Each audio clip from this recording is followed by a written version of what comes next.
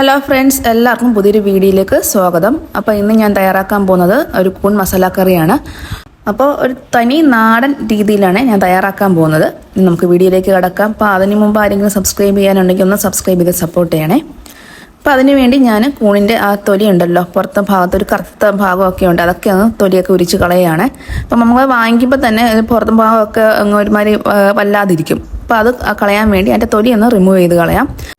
അതേപോലെ അതിൻ്റെ തണ്ടിൻ്റെ ഭാഗവും ഇതേപോലെ ഒന്ന് ചുരണ്ടി അതിൻ്റെ പുറത്തെ ആ കറുത്ത ഭാഗങ്ങളൊക്കെ ഒന്ന് കളയാം. അതിനുശേഷം നന്നായിട്ട് നമുക്കത് കഴുകിയെടുക്കാം. അപ്പോൾ അത് നന്നായിട്ടൊന്ന് കഴുകിയ ശേഷം കുറച്ച് വെള്ളം ഒഴിച്ച് വെച്ചിട്ടുണ്ട്. ഇനി ഇതിലേക്ക് നമുക്ക് കുറച്ച് മഞ്ഞൾപ്പൊടി ഇട്ട് വെക്കണം. അപ്പോൾ ഒരു 10 മിനിറ്റ് മുതൽ 15 മിനിറ്റ് വരെ നമുക്ക് ഇതുവരെ മഞ്ഞൾപ്പൊടി ഇട്ട് വെക്കാം. അപ്പോൾ അതിൽ അണുക്കളൊക്കെ അങ്ങ് നശിച്ചു പോയിക്കോളും. അപ്പോൾ അത് നമ്മുടെ വയറിന് പെട്ടെന്ന് നമുക്ക് പ്രശ്നം വരും, വയറ്റിന് പിടിക്കത്തില്ല ചില സമയത്ത്. അതുകൊണ്ട് ഇത് മഞ്ഞൾപ്പൊടി ഇട്ട് ഒരു 10-15 മിനിറ്റ് വെച്ചതിന് ശേഷം ഒന്നുകൂടെ നന്നായിട്ടൊന്ന് കഴുകിയെടുത്തിട്ട് നമുക്ക് ഇനി കുക്ക് ചെയ്യാനെടുക്കാം. ഇനി ഞാനിവിടെ ഒരു 2 സവാളയും അതേപോലെ ഒരു 4 പച്ചമുളകും 1 ടേബിൾ സ്പൂൺ ഇഞ്ചി വെളുത്തുള്ളി അതേപോലെ കുരുമുളകും ഇട്ട് എടുത്തിട്ടുണ്ട്. പിന്നെ കുറച്ച് തേങ്ങാക്കൊത്തും കൂടെ എടുത്തിട്ടുണ്ട്. അപ്പോൾ അധികം എരിവില്ലാത്ത പച്ചമുളക് ആയതുകൊണ്ടാണ് ഞാൻ 4 എടുത്തത്. അപ്പോൾ എരിവുള്ളതാണെങ്കിൽ 2 മതിയാവും. ഇനി ഇതെല്ലാം ഒന്ന് വഴറ്റിയെടുക്കാൻ വേണ്ടി ഒരു പാൻ ചൂടാക്കാൻ വെക്കാം. പാൻ ചൂടായ ശേഷം നമുക്ക് വെളിച്ചെണ്ണ ഒഴിച്ചു കൊടുക്കാം. അപ്പോൾ വെളിച്ചെണ്ണയ്ക്കകത്ത് കുക്ക് ചെയ്യുമ്പോഴാണ് നമ്മുടെ നാടൻ ടേസ്റ്റ് കിട്ടുന്നത്. അപ്പോൾ ബട്ടറിലോ അല്ലെങ്കിൽ മറ്റേതെങ്കിലും ഓയിലുകളൊക്കെ നമ്മൾ കുക്ക് ചെയ്യുന്നത് കണ്ടിട്ടുണ്ട്. പക്ഷേ നമ്മുടെ നാടൻ ടേസ്റ്റ് കിട്ടണമെങ്കിൽ നമ്മൾ വെളിച്ചെണ്ണയ്ക്കകത്ത് തന്നെ കുക്ക് ചെയ്യണം. അപ്പോൾ വെളിച്ചെണ്ണ നന്നായിട്ടൊന്ന് ചൂടായി വന്ന ശേഷം ഇതിലേക്ക് ഒരു 1/4 ടീസ്പൂൺ അളവിൽ കടുക് ചേർത്ത് കൊടുക്കാം. കടുക് നന്നായിട്ടൊന്ന് പൊട്ടി വരുമ്പോഴത്തേക്ക് ഇതിലേക്ക് നമുക്ക് അരിഞ്ഞു വെച്ചിരിക്കുന്ന തേങ്ങാക്കൊത്തും കൂടെ ചേർത്ത് കൊടുക്കാം. എന്നിട്ട് ഇതിലേക്ക് ഒരു 2 കറിവേപ്പിലയും കൂടെ ചേർത്ത് കൊടുത്തിട്ട് ഒരു ലൈറ്റ് ബ്രൗൺ കളറിൽ ഒന്ന് മൂപ്പിച്ചെടുക്കാം. ഒരുപാടൊന്ന് മൂത്ത് പോകണ്ട, ചെറുതായിട്ടൊന്ന് കളർ മാറി വന്നാൽ മതി.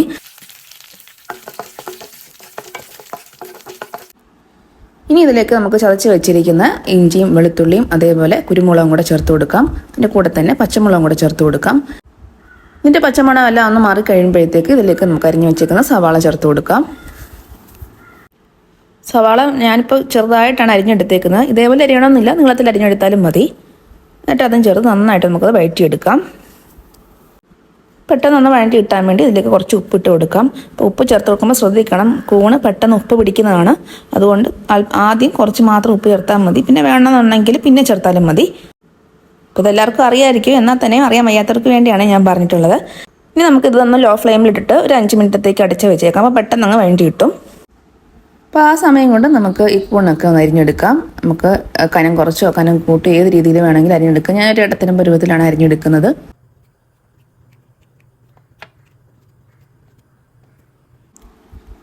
അപ്പോൾ സവാള നന്നായിട്ട് ഇവിടെ വാടി വന്നിട്ടുണ്ട്. ഞാൻ ഇടയ്ക്കിടയ്ക്കൊന്ന് ഇളക്കി ഇട്ട് കൊടുക്കുന്നുണ്ടായിരുന്നു.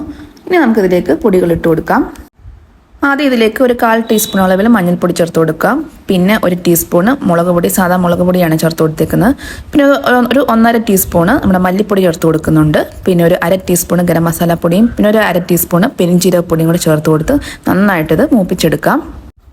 ഞാനൊരു 200 ഗ്രാം കൂണാണ് എടുത്തിരിക്കുന്നത്. അപ്പോൾ ആ അളവിലുള്ള മസാലപ്പൊടികളാണ് ഞാൻ ചേർത്ത് കൊടുത്തിരിക്കുന്നത്, അധികം ഒന്നുമില്ല. അപ്പോൾ ഇതൊക്കെ നന്നായിട്ടൊന്ന് മൂത്ത് വരണം. നന്നായിട്ട് മൂത്ത് വന്നാലേ കറിക്ക് ആ ടേസ്റ്റ് കിട്ടത്തുള്ളൂ, അല്ലെങ്കിൽ ഇതിൻ്റെയൊക്കെ ഒരു പച്ചക്കുത്തൽ ഉണ്ടാവും. അപ്പോൾ മസാലയൊക്കെ നന്നായിട്ട് മൂത്ത് വഴറ്റി വന്നിട്ടുണ്ട്. ഇനി ഇതിലേക്ക് ഒരു വലിയ തക്കാളിയാണ് ചേർത്ത് കൊടുക്കുന്നത്. നല്ല പഴുത്ത തക്കാളി വേണം ചേർത്ത് കൊടുക്കാൻ വേണ്ടി. ഇത് നന്നായിട്ട് വെന്തുടയത്തക്ക രീതിയിൽ നന്നായിട്ടൊന്ന് വഴറ്റി കൊടുക്കാം. അപ്പോൾ തക്കാളി നന്നായിട്ട് വെന്തുടഞ്ഞ് വന്നിട്ടുണ്ട്. ഇനി ഇതിലേക്ക് കൂൺ ചേർത്ത് കൊടുക്കാം.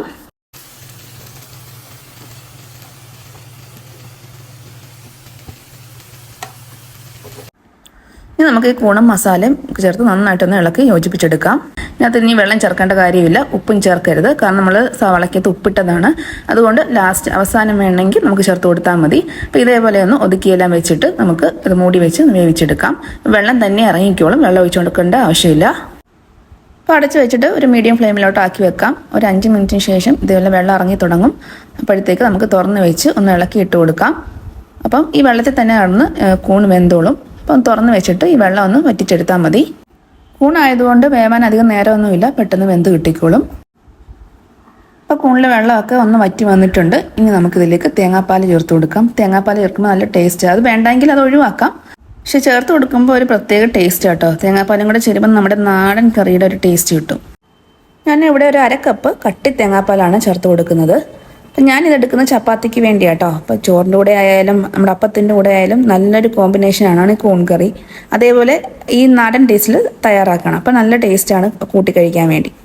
അപ്പോൾ അതും കൂടെ ചേർത്ത് ഒന്ന് ഇളക്കിയിട്ട് ചെറുതായിട്ടൊന്ന് കുറുകി വരുമ്പോഴത്തേക്ക് നമുക്ക് ഫ്ലെയിം ഓഫ് ചെയ്യാം. അപ്പോൾ ഇതൊന്ന് കുറുകി വന്ന സമയത്ത് ഒരു 1/4 കപ്പ് അളവിലും കൂടെ തേങ്ങാപ്പാൽ ഇരിപ്പുണ്ടായിരുന്നു. ഞാൻ അതും കൂടെ അങ്ങ് ചേർത്ത് കൊടുത്തു. ചപ്പാത്തിക്ക് ആയതുകൊണ്ട് കുറച്ച് കറി പോലെ വേണ്ടേ, അതുകൊണ്ട് ഞാൻ ബാക്കിയിരുന്ന ആ 1/4 കപ്പ് അളവിലുള്ള തേങ്ങാപ്പാലും കൂടെ അങ്ങ് ചേർത്ത് കൊടുത്തു. അപ്പോൾ അതിൻ്റെ കൂടെ തന്നെ ഒരു നുള്ളു ഉപ്പും കൂടെ ഞാൻ ചേർത്തിട്ടുണ്ടായിരുന്നു. അപ്പോൾ നിങ്ങൾക്ക് ഉപ്പ് വേണമെങ്കിൽ ഇപ്പം നോക്കിയിട്ട് വേണം ചേർത്ത് കൊടുക്കാൻ വേണ്ടി. അപ്പോൾ കറി ഏകദേശം ഇവിടെ റെഡി ആയിട്ടുണ്ട്. ഇത് എല്ലാത്തിൻ്റെ കൂടെ കഴിക്കാൻ പറ്റിയ നല്ലൊരു കറിയാണ് കേട്ടോ. അപ്പോൾ എല്ലാവരും തീർച്ചയായിട്ടും ട്രൈ ചെയ്യാത്തവരുണ്ടെങ്കിൽ ഒന്ന് ചെയ്ത് നോക്കാം. അപ്പോൾ വീഡിയോ ഇത്രയേ ഉള്ളൂ. ഇഷ്ടപ്പെട്ടാൽ എല്ലാവരും ഒന്ന് ലൈക്കും ഷെയറും കമൻറ്റും അതേപോലെ സബ്സ്ക്രൈബും ചെയ്യാൻ മറന്നു പോകരുത്. സബ്സ്ക്രൈബ് ചെയ്യുമ്പോൾ ആ ബെല്ലൈക്കൺ ഒന്ന് പ്രസ് ചെയ്യാനും അതേപോലെ ഓൾ എന്ന ഓപ്ഷൻ എനേബിൾ ചെയ്യാനും മറന്നു പോകരുത്. അപ്പോൾ ഓക്കെ, താങ്ക്